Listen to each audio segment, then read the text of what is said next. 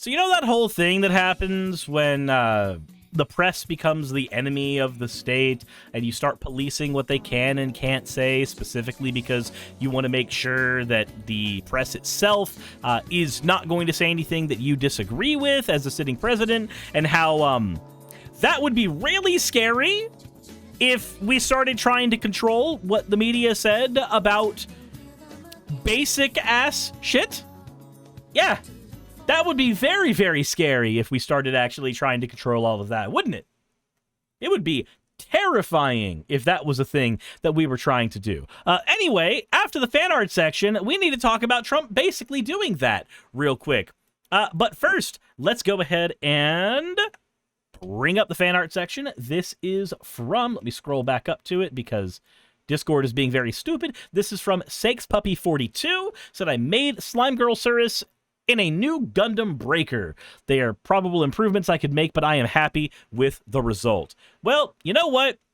I'll go ahead and take it. Giant robot with a giant hammer. I am all here for it. The next one we have is from Riddle of Lightning, and this is when I was posting about the event that I was going to with the local Democrats over at Los Bagais. That happened this weekend. I have some thoughts about the end result of that, which may or may not involve me running for an office. I guess we'll find out. But the end result of that was definitely shown by Riddle of Lightning here, with me just staring at a bunch of people there going, finally, intellectuals.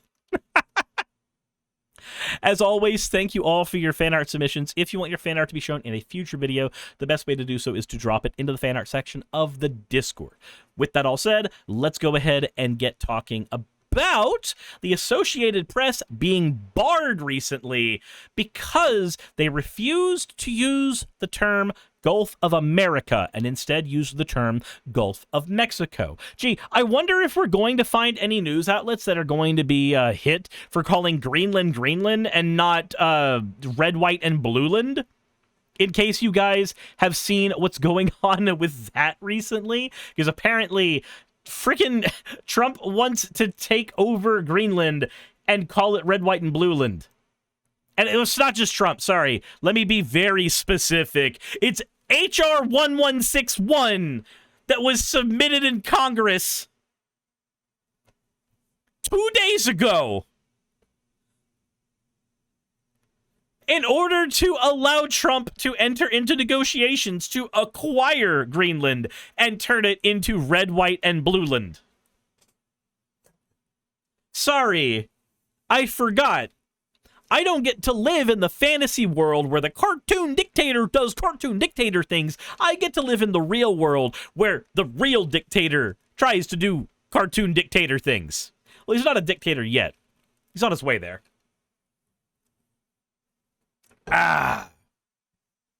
Anyway, Black Rose says, we're doomed? No, the fuck we are not. If you are breathing, you are not doomed. If you are standing, you are not doomed. If you have a voice, you are not doomed. You are only doomed the absolute nanosecond that you give the fuck up. And if you're at that point, I understand. You can leave. But if you're not at the point of giving up yet, we've got work to do. Paige says, we are cooked, though, at the moment. No, the fuck we are not. I refuse to humor any doomerist language anymore. We are not cooked. We are cooked when we give up. We are not cooked as long as there are those of us that are willing to fight against this bullshit. The White House on Wednesday defended its decision to block a reporter from the Associated Press from covering 2 official events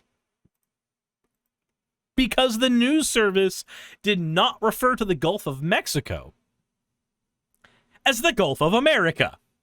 President Trump signed an executive order on his first day, renaming the Gulf in recognition of this flourishing economic resource and its critical importance to our nation's economy and its people.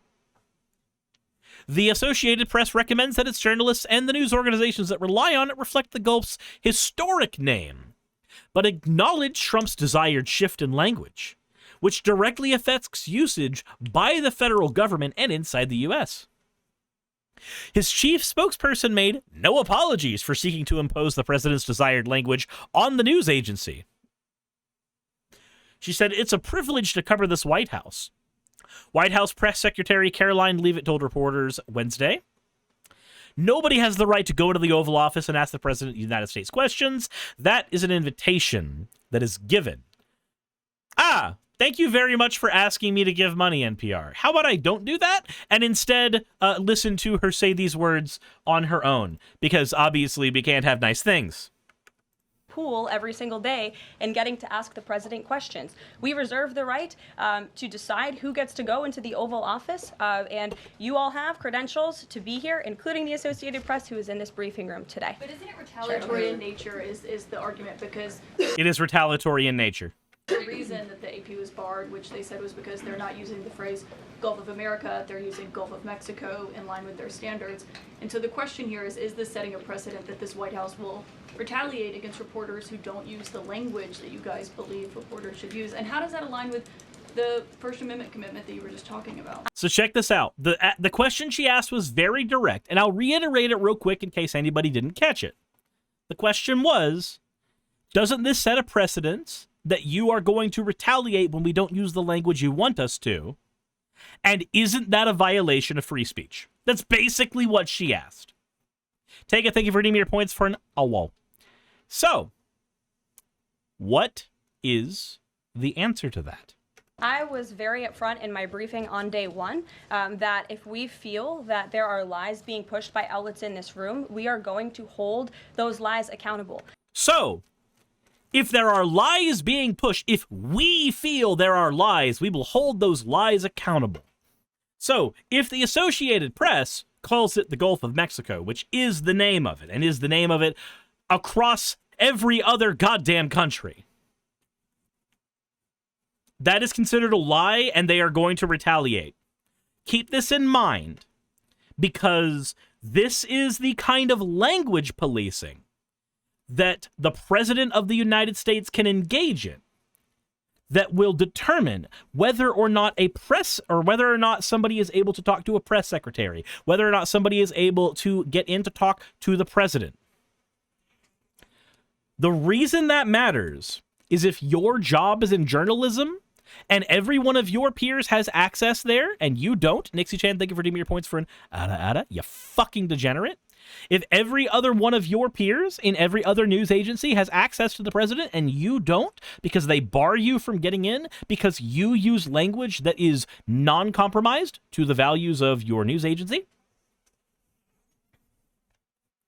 if you are barred, then the only option you have to keep your job and to flourish in your job is to use the exact language the president asked you to use. And if that is the precedent that is set, if that is the precedent that is required, then we live in a world where journalistic integrity has gone out the fucking window. And every single gamergator that talked about ethics in video games can go bite me, because this is actual journalistic ethics that are being threatened right now. And every single one of those fuckers has the ability to join in on this kind of conversation, and they won't. So,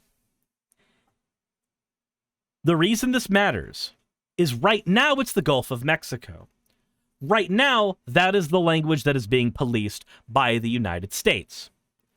But what happens when that language policing extends to trans people?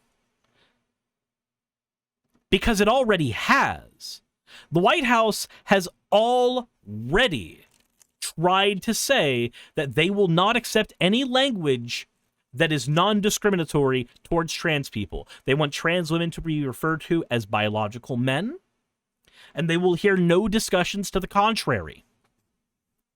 Remember, this is the United States, a place that ostensibly touts free speech.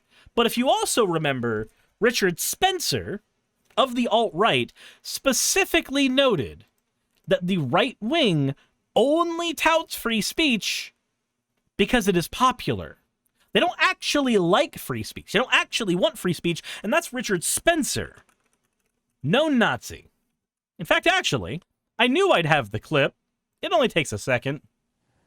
But as far as government regulation, I mean, yes, I think in the short term we would favor government regulation of speech, but long term, are we even pro free speech? No, of course not. But we have to use this platform in order. So we're being radically honest here. And, Yes, yeah. radically pragmatic. Yes. Interesting. Yeah. So the alt-right, the label that we used to use a lot, now we can just say MAGA Republicans because they just openly wear the goddamn hats. But they have been very honest in recent years about how they actually feel about free speech, how they actually feel about you being able to say what you think is true. And they are extending this currently to news organizations. And please understand that culture and language flow first from the media. They flow first from the movies you watch and from the news you consume. You'll notice that the opinions of those around you are almost always unilaterally shaped by the opinions of the people on the television sets.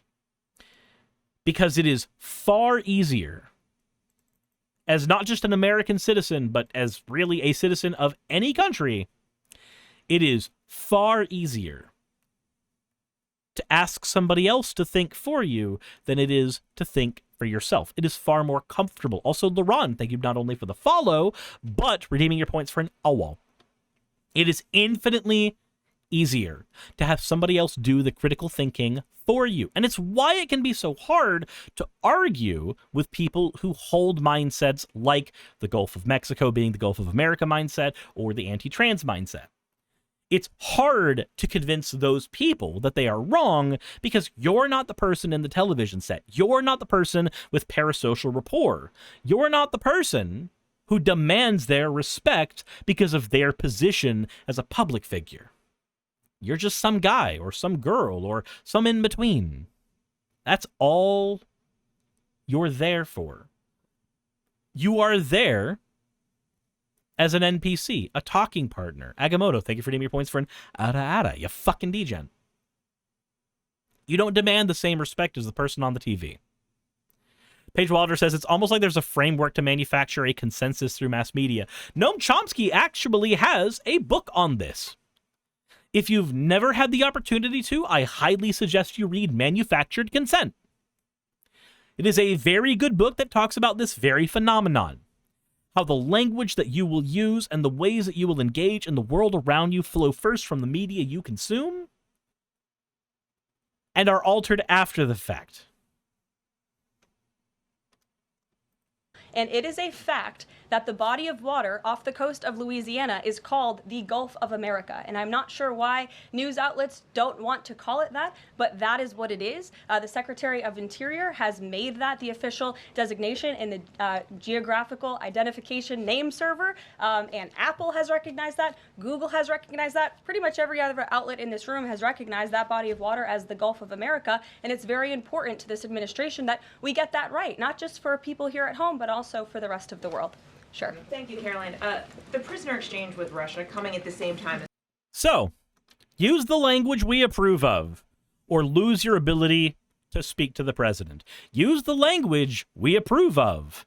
Everybody already does it. No, the fuck they don't, but everybody already does it. You should too. That's what it's called. No, that's not what it's called. It is the Gulf of Mexico. It's been the Gulf of Mexico for years and years and years and years and years.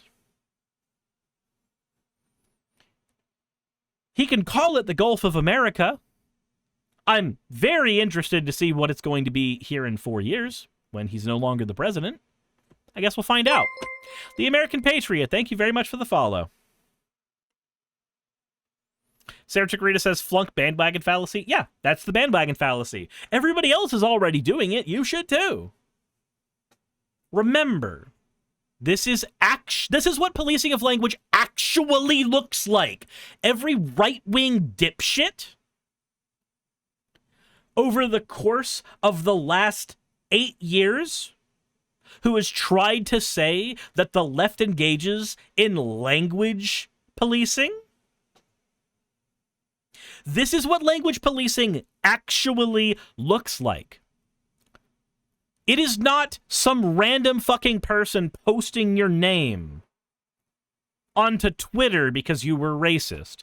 That's not language policing. Actual language policing is this. It is a government official telling you what to say, otherwise you will lose your rights as a journalist. And those rights will be recontextualized into privileges so that they can be taken away. That's language policing. That's what we're dealing with right now. What can we do about this? I mean, the obvious thing is don't fucking call it the Gulf of America. That's the obvious thing.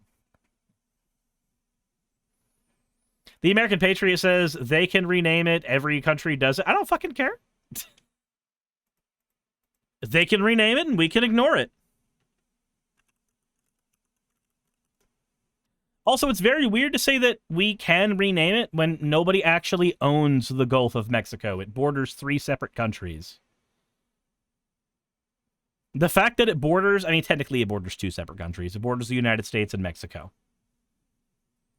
Because it borders the United States and Mexico, if Mexico's not on board with that, then I don't know what to tell you. Ah, I see. I forgot that whenever somebody has Patriot in their name, it's shorthand for dumb shit. Anyway, thank you for being able to be banned. Just like I ignored Pride Month. I don't give a fuck if you ignored Pride Month. I'm cis and white. I ignored Pride Month. Who the fuck cares? Go ahead, virtue signal. Nobody's here to listen to it anymore. Found another Falcon. Yeah, but we actually managed to listen to Falcon for a little bit. It's just a name. Don't fight over it. No. It's not just a name. Don't fight over it. It's language policing.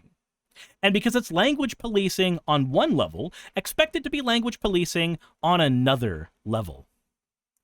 Agamotto says cis white, but not straight. Definitely straight. I've definitely only ever slept and dated women.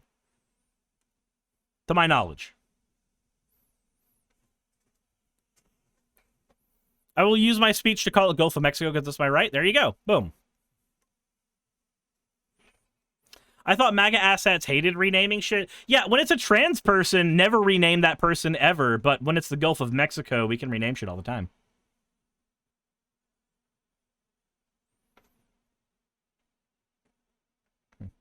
Senna says, historically, it makes sense to rename it, to keep it the Gulf of Mexico. There's no practical reason to rename it.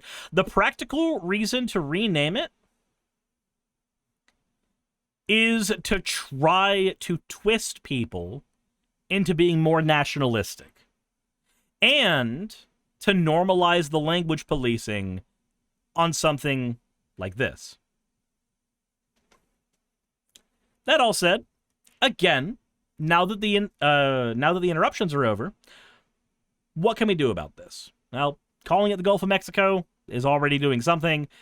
Don't let people normalize language that we are probably not even going to be dealing with after 4 years. After that, keep an eye out for other instances of this kind of language policing from the White House. Keep an eye out for the different ways that this is going to manifest over the next few years. It's just the Gulf of Mexico right now that they want to twist your brain into renaming into something else that it is not. Tomorrow, it's going to be something else. And based on what this administration has already done, I'm just going to assume that that something else is going to be trans people. And if it is, then the best thing we can do is hold news outlets accountable to us instead of the White House. You know that you can actually write to your news outlets, right? You know that you can write to the press. You can go to their offices. You can talk to reporters. You've got all kinds of things you can do right now. Zebby says Gulf of Mexico and Mount Denali. So the Mount McKinley thing is... Obama changed it already. That one I don't care about. There's plenty of Alaskans who are actually okay with Trump's renaming of it back to what it was during the Obama presidency. That one's actually within our borders. That one's actually a thing that we, the United States, technically own. So that one I'm not concerned with. Sarah Pony says, first I came to the Gulf of Mexico and we fought tooth and nail because I've read the fucking poem. Definitely keep in contact. If you have friends who work in news organizations, keep in contact and help them hold that particular line of free speech. That's the best thing you can do for this particular thing. That said, let me know what you think in the comment section below. Hit the like button if you haven't already. If you want to support my channel and what I do have a Patreon that is linked down below. You will also find linked down below links to the Democratic Socialists of America, links to 5 calls, which you can use to get in contact with your local senators and representatives. You'll find links to ResistBot, which will help you send out mass emails to them. And you can find links down there to various other things as well, including my Patreon. So, let me know what you think in the comment section below.